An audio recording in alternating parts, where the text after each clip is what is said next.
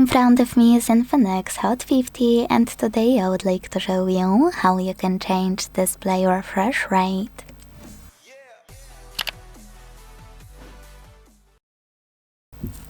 First of all, go into Settings and scroll to click on Display and Brightness available here.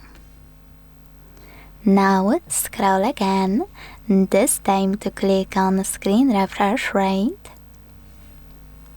and tap on one of those options to apply the best one for you. When you finished, just go back and your changes will be automatically applied.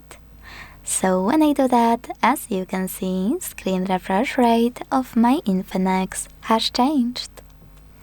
Thanks so much for watching. If you enjoyed this video, leave a like, comment and subscribe. Bye!